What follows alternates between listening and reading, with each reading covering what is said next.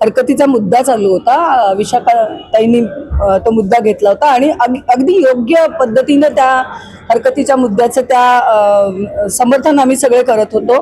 किंबहुना आम्ही त्यांना बाकं वाजून त्यांचं अभिनंदन सुद्धा केलं की त्यांनी महापौरांचा जिथे प्रोटोकॉल प्रमाणे जिथे त्यांना सन्मान मिळायला पाहिजे तो सन्मान जर मिळत नसेल तर त्याच्याकडे लक्ष देणं गरजेचं आहे। या पद्धतीचा तो हरकतीचा मुद्दा होता। सभागृह नेते सुद्धा त्याच्यावर बोलले, पण त्याच्यानंतर या हरकतीच्या मुद्द्याला समर्थन द्यायला ज्यावेळेला विरोधी पक्षनेत्या उभ्या राहिला त्याला बोलता बोलता त्या काय कळलंच नाही आम्हाला, पटकन त्या म्हणाल्या की आम्ही बाळासाहेबांना विकत घेतलेलं नाहीये।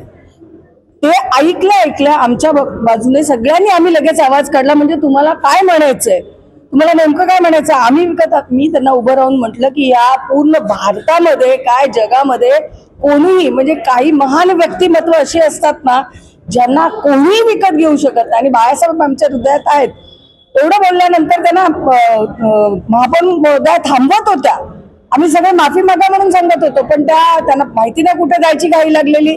त्या महापौर महोदयांचं न ऐकता सभागृहाच्या बाहेर गेल्या आणि नंतर आल्यानंतर सुद्धा मला आश्चर्य वाटतं की आम्ही स्वतःच्या कानाने ऐकलं। महापौर महोदया म्हणतात मी ऐकलं, विशाखाताई सुद्धा बोलल्या हे चुकीचं झालं, आणि इतकं बोलल्यानंतर सुद्धा जर ती माफी मागितली जात नाहीये तर मला वाटतं हा कुठेतरी हटवादीपणा आहे आणि तो योग्य नाही असं मला वाटतं।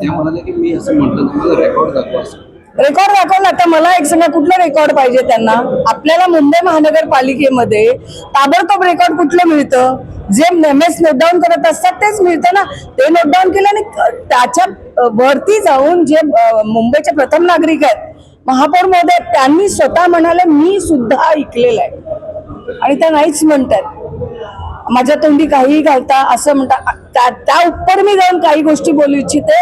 ज्या माणसानं स्वतःला कधीही मुख्यमंत्री समजलं नाही, सीएम कॉमन मॅन समजलं, आजही डीसीएम म्हणजे डेडिकेटेड टू कॉमन मॅन म्हणतात ते, त्या माणसाला इथे रिक्षावाल्याला मुख्यमंत्री केलं हे बोलणं कितपत योग्य आहे। तुम्ही सभागृहाची गरिमा काय राखताय? का रिक्षावाल्याला अधिकार नाहीये? मुंबई महानगरपालिकेतला एखादा कर्मचारी असेल, चतुर्थ श्रेणी कर्मचारी असेल, त्याचा मुलगा जर उद्या मुख्यमंत्री झाला तर तुम्ही त्याला चिडवणार का? अशा पद्धतीनं काय करत होते त्यांनी? काय कोणाची लुटमारी करून हे केलं का? नाही, रिक्षा चालवत होते, घर चालवायसाठी रिक्षा चालवत होते, त्याचा असा सदोसदी रिक्षावाला म्हणून अपमान करणं पण आम्ही सहन करून घेणार।